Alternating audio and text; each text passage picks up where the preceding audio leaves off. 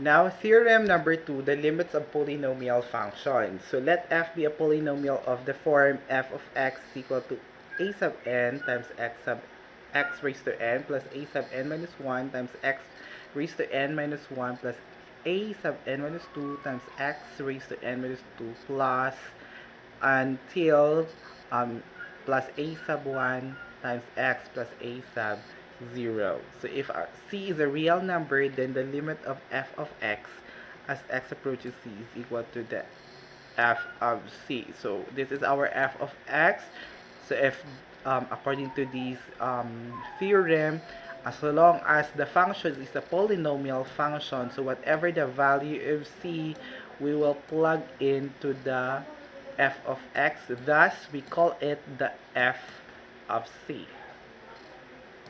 Example, the limit of 2x cubed minus 4x squared plus 1 as x approaches negative 1. So the function is a polynomial function, which is 2x cubed minus 4x squared plus 1, and our c here is negative 1. So according to theorem number 2, the limit of the function in a polynomial function is equal to the f of c. So the f of c here is the f of negative 1. We will plug in negative 1 to all values of x in our function to determine the limit of the function. So the f of c, or f of negative 1, is equal to 2x cubed minus 4x squared plus 1, 2 times negative 1 cubed minus 4 times negative 1 squared plus 1. So negative 1 cubed is negative 1, and negative 1 squared is positive 1. So 2 times negative 1 is negative 2 minus 4 plus 1 is equal to negative 5. So our f of negative 1,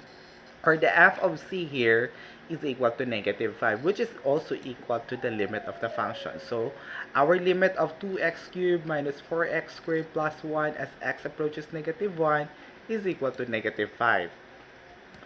So for the theorem number 3, let h be a rational function of the form h of x equals f of x over g of x, where f and g are both polynomial functions. So the numerator and the denominator are all polynomial functions. So if c is a real number and g of c, or the denominator, is not equal to 0, so the limit of h of x as x approaches c is equal to the limit of f of x over g of x as x approaches c. So replacing the value of x here with c, so it becomes f of c over g of c.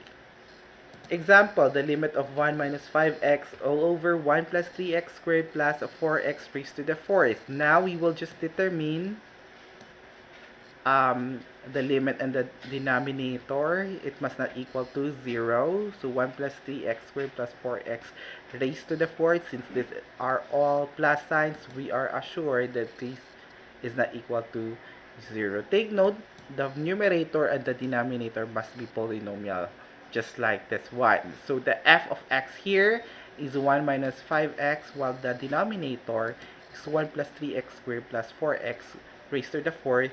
And the value of c here is equal to 1. So our f of x over g of x will become the f of c over g of c.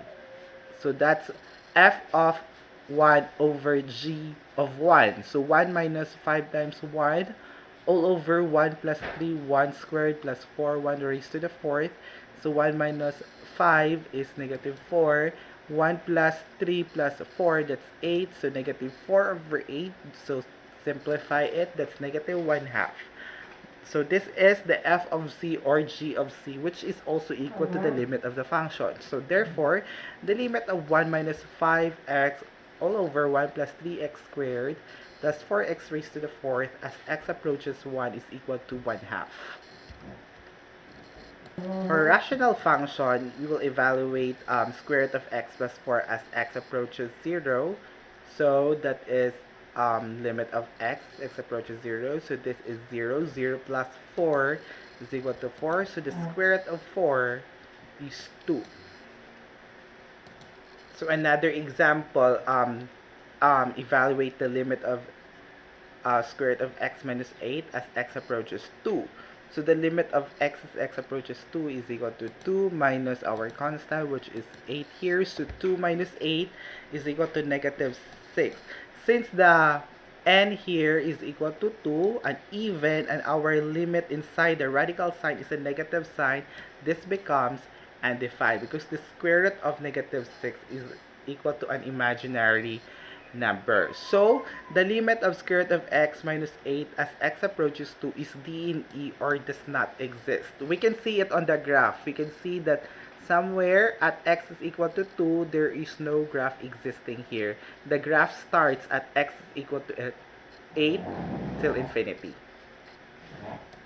So another example, limit of square root of 2x plus 5 over 1 minus 3x as x approaches 2. So we will get in the individual limits.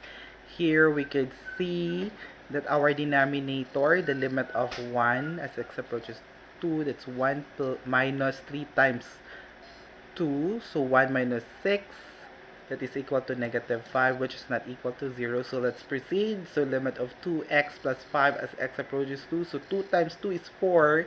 Plus 5, that's 9. So square root of 9, that's 3. So 3 over negative 5, or that's negative 3/5.